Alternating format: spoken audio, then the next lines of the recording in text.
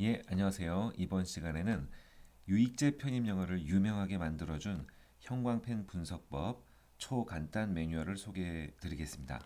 많은 학생들이 형광펜 분석법이라는 말을 들었을 때 뭐 굉장히 거창하고 복잡한 무슨 방식이 아닐까 해서 좀 어려워하시는 분들이 많은데요. 막상 배워보면 너무 간단하고 너무 논리적이고 너무 체계적이라서 놀라실 거예요. 한 5분 정도만 이 영상 보시면 와, 나도 바로 적용해서 더 논리적으로 문제를 접근해서 더 정확하고 더 빠르게 정답을 콕콕 찾아낼 수 있겠구나 금방 아시게 될 겁니다. 그러니까 형광펜을 이용한다는 것은 보기만 해도 이해가 되고 누구나 바로 적용해서 풀 수 있고 또 편입에만 도움이 되는 게 아니라 정말 지능이 좋아지는 그런 문제 접근 방식이에요. 한번 설명드려 볼게요. 그러니까 중요한 건 말이 필요 없게 만드는 겁니다. 백문이 불여 일 형광펜이라는 거죠. 뭐 복잡하게 맨날 똑같은 말을 반복하지 말고 일관되게 늘 정해져 있는 규칙에 따라서 정해져 있는 일정한 경우에 일정한 모양과 일정한 색깔로 항상 동일하게 표시해주면 뭐 긴 설명 필요 없이 선생님이나 학생이나 바로바로 형광펜 어떻게 표시했는지만 가지고도 마치 그게 하나의 언어인 것인 것처럼 소통이 되고 또 지능을 발달시켜주고 또 문제 접근할 때 정확성을 높여주고 실수를 줄여주고 시간도 줄여준다는 겁니다. 자, 구체적으로 또 말씀을 드려보겠습니다. 그러니까 아무리 복잡한 논리 구조를 할지라도 늘 약속된 색깔과 약속된 모양으로 일관되게 표시를 하다 보면 수험생들이 수업을 이해하는 이해도도 높아지고 조금만 수업을 듣다 보면 수험생이 직접 스스로 적용할 수 있고 그래서 가장 중요한 결과는 시험 시간에 실전에서 시간과 실수를 줄여주는 겁니다. 물론 오해하지 마셔야 될 게 실제 시험장에서도 형광펜을 표시해가면서 문제를 풀라는 건 아니에요. 평소에 공부할 때 그렇게 공부해 보면 어, 금방 눈으로만 조금 복잡해진다 할지라도 연필로만 조금 형광펜 분석법 했던 것처럼 표시를 살짝만 하더라도 얼마든지 문제를 남보다 더 정확하고 빠르게 풀 수 있게 된다라는 것이죠. 다시 말해 형광펜 분석법이라는 것은 우리가 논리력을 개발시키는 도구로 공부하는 과정에서 사용하는 것이라는 겁니다. 자, 어쨌든 편입만 하는 것이 아니라 정말로 머리가 좋아지고 지능이 높아지게 될 겁니다. 여러분 합격한 선배들이 다 그렇게 증언하고 있어요. 구체적으로 약속된 색과 모양 중에서 첫 번째, 색. 노란색은 글의 중심 사상, 빨간색은 글의 구성을 표시하는 데 쓸 거예요. 주황색은 우리가 중요한 것들, 당장 암기해야 될 것들, 단어이든 구문이든 표시할 거고요. 보라색은 함정을 분석하는 데 쓸 겁니다.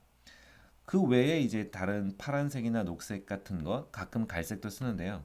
그거는 색깔 자체가 중요한 게 아니라 문항별로 단서를 찾는 데 사용하는 나머지 색깔들입니다.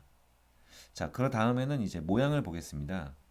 모양에서 우리가 글을 읽다가 사선을 긋는다는 것은 그 때까지 도입이고 그 다음부터 글이 본격적으로 시작된다라는 걸 표시한 거고요. 기역자를 거꾸로 하고 니은자를 거꾸로 한 표시는 글의 도움 부분, 다시 말해 중심 사상을 도와주는 부분을 처음부터 끝 표시하는 표식입니다. 그리고 동그라미는 논리적인 연결고리, 링크를 표시할 때 사용할 거고요. 그리고 문제를 푸는 데 있어서 정답이 무엇인지 결정하게 해주는 단서는 물결로 밑줄을 긋을 거예요. 그리고 정답과 단서의 관계가 서로 긍정이나 부정 혹은 강하거나 약한 관계가 있다면 서로 삼각형과 역삼각형으로 반대 방향 표시도 할 겁니다. 그렇지 않고 중립적인 뉘앙스의 정답일 때는 네모로 표시하기도 하고요. 자, 예를 들어 보겠습니다. 뭐 빈칸 채우기 논리완성 문제를 예를 들자면 such as라고 하는 예를 들어주는 뭐뭐 등과 같이라고 하는 일반화의 논리 구조를 결정짓는 링크는 동그라미 했습니다. 그래서 단서가 되는 예시들 loyalty, courage, truthfulness 단서가 되는 것들은 물결로 밑줄을 그시고 자, 다 좋은 것들이네요. 긍정적이죠? 그러면 삼각형을 표시하는 경우가 많겠습니다. 보기 중에 나머지도 정답이 될 것 같기도 하지만 긍정적인 삼각형의 의미까지 가질 수 있는 보기는 A번이죠. 자, 또 하나 예를 들어보겠습니다. 이번에는 unlike, 뭐와는 달리 역접 구조를 알려주는 논리 링크 역시 동그라미를 하고요. 그러면 반대 방향의 단서를 가지고 반대 방향의 정답을 고르게 되겠죠. 대부분의 액체들은 고체화될 때 빈칸하는 반면 물은 팽창한다. 그러면 팽창이 커지는 거니까 삼각형을 하고 그렇지 않은 대부분의 다른 액체들은 그 반대의 경우겠죠. 그래서 수축한다를 보기에서 고르게 되는 것입니다. 자, 이렇게 물론 형광펜으로 표시하지 않더라도 곰곰이 오래 여러 번 읽으면서 보기 ABCD를 다 넣어보면서 시행착오로 역시 정답을 고를 수 있을 거예요. 하지만 형광펜으로 논리적인 표시를 하는 습관을 기르면 더 빠르고 정확하게 정답을 찾는 훈련이 된다는 겁니다. 뿐만 아니라 더 복잡한 논리 구조도 단순화시켜서 실수를 줄일 수 있다는 얘기죠. 하나만 더 논리 완성 문제를 풀어볼게요. 좀 길고 복잡하고 빈칸이 두 개일 때는요. 빈칸에 따라 색깔을 달리하기도 해요. 지금 같은 경우에는 and를 중심으로 순접 관계니까 앞에 well ordered, 정리가 잘 되어 있다와 순접이려면 긍정적인 의미여야 하니까 A번에 갈라져 있다거나 B번에 당황시킨다는 것은 정답이 아니겠죠. C번에 조화로운이 답일 겁니다. 빈칸이 하나 더 있는데요. 이건 원샷 유형편에서 배우게 되는 암시 역접 패턴이네요. 역접임을 나타내는 단어는 없지만 중세 시대와 현대를 비교 대조하고 있다라는 점에서 역접임을 유추하는 거예요. 그래서 마지막 빈칸에는 반대말이 들어가야 되겠죠. 그래서 정리가 잘 됐고 조화롭다라는 말의 반대말은 역시 C번의 chaotic, 혼돈이 정답이겠네요. 자, 이것은 형광펜 분석법은 논리완성 빈칸 채우기에만 적용되는 것이 아니라 독해에서야말로 정말 그 진가를 발휘합니다. 아무리 길고 복잡한 글의 구조라도 명확하게 큰 그림을 그려나가면서 논리적으로 정확하게 정답을 찾아내는 훈련을 할 수 있게 해주는 건데요. 뭐 지금 간단하게 소개하고 있는데 복잡하고 길고 난해한 지문으로 소개하기에는 좀 무리가 있고요. 간단한 문장으로도 표시하는 방법만 알려드리고자 한다면 뭐 도입이 있고 반전이 일어나면 역시 그것도 링크의 하나니까 빨간색으로 동그라미를 합니다. 그 다음에 글의 중심 소재가 나타나고 그 다음 바로 주제가 나오기도 하지만 주제는 또 강조되는 경우가 많죠. 빨간색 형광펜으로 강조의 기능을 하는 것들은 색칠을 하기도 해요. 그러면 그 다음 주제를 더 부각시키려고 하는 거니까 여기까지가 본격적인 글이 시작되기 전인 도입이라고 보여지는 거죠. 그래서 하고 싶은 말은 뭐예요? 물개가 놀랍게도 다시 되돌아왔다는 것의 cause, 원인을 지금부터 분석을 하려고 한다는 겁니다. 정말 그런지 도와주는 부분은 기역자, 니은자로 표시를 하게 되고요. 이런 것들을 몇 번 표시를 해가면서 일반화시키는 공부를 하게 되면 나중에 스스로의 힘으로도 글을 어떤 구조인지 스스로 파악해내는 능력이 개발이 된다는 겁니다. 지금은 여러 구조 중에 한 가지, 물론 시험에 아주 가장 잘 나오는 반전 있는 강조된 주제의 구조를 제가 보여드리고 있지만요. 이거 외에도 다른 여러 가지 구조들도 스스로 여러분들이 금방 찾아낼 수 있는 능력을 개발시켜 주는 게 형광펜 분석법이에요. 또한 패러프레이즈 분석에도 굉장히 효과적인데요. 지금 방금 풀었던 문제들은 주제를 찾는 거였죠. 패러프레이즈 하는 문제도 한번 풀어볼게요. 실제 기출 문제인데요. 어, 또 너무 어려운 문제를 소개하면 여러분들 힘들어 하실까봐 한국말로 물어본 기출 문제 한번 보겠습니다. 뭐 영어로 물어봤더라도 똑같겠지만요. 질문을 읽어보시면 굉장히 복잡한 말 같아서 읽기도 버거운데요. 뭐 형광펜으로 어떻게 표시하는 거라기보다는 패러프레이즈 분석은 1대1로 대응시키는 데 의미가 있겠습니다. 그래서 각자 원하는 대로 표시를 할 수 있습니다. 뭐 일부 언어학자들은 색칠을 하고 음성 변화 과정을 그냥 눈으로 따라가 보십시오. 꼭 이렇게 해야 될 필요는 없고 이따가 글을 읽으면서 영문에서 1대1로 대응시키는 것만 보시면 되겠습니다. 뭐 무엇을 하는 것이 이 문제에서 물은 질문인 것 같고요. 가지고도 이따가 글을 읽으면서 1대1로 대응시키는 거니까 이건 정해진 법칙은 아니에요. 먼저 보여드릴 뿐입니다. 작용하는 현상으로 간주하는 것이 적절하다고 생각했습니까? 뭐 사실은 영문을 읽으면서 1대1로 대응시켜 나가는 거죠. 보자마자 바로 이렇게 표시하는 건 아니에요.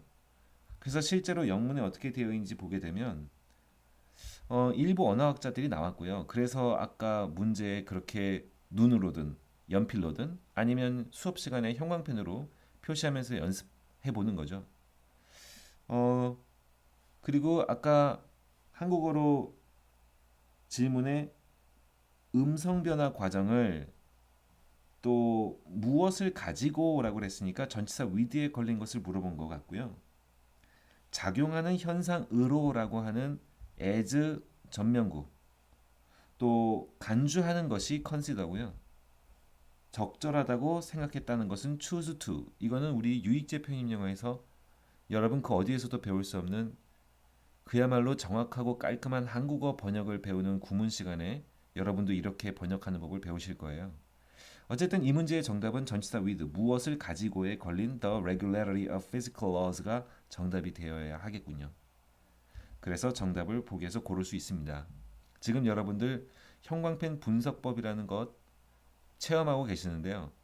뭐 마지막에 패러프레이즈 분석은 꼭 정해진 모양과 색깔만큼은 아닙니다. 1대1로 대응시키는 것만이 의미가 있을 뿐이에요.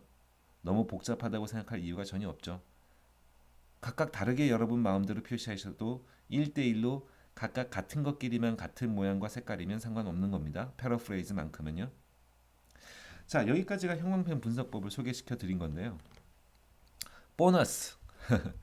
또 제가 제일 중요하게 생각하는 건 언제나 공부를 하든 일을 하든 일관성이에요. 그래야 여러분 머리가 좋아지고 효율이 올라가고 능률적으로 처리하게 되는 겁니다. 보너스로 우리 구문 분석할 때 사용하는 괄호 치는 법도 알려드릴게요. 지금 많은 다른 선생님들도 흉내내서 따라하고 계시잖아요. 원래 제가 제일 처음 만든 겁니다. 근데 대단한 게 아니에요. 뭐 둥근 괄호는 있거나 말거나 문장 형태에 영향을 주지 않는 거고요. 명사를 앞에서 수식하는 것은 우리 집합 괄호, 명사를 뒤에서 수식해 주는 건 디귿자 괄호, 그 안에 또 영어는 중복되어 후치 수식이 여러 개 들어가니까요. 그럴 때마다 꺽쇠 표시를 점점 작게 해 나갈 거예요. 그러면 여러분들이 나중에 혼자 복습하실 때도 제가 어떻게 괄호를 쳐 주었는지만 보면 문장 구조를 금방금방 이해할 수 있게 되는 거죠. 아까 뭐라 그랬죠? 백문이 불형이라 그랬는데 괄호도 똑같습니다. 백문이 불여 일괄.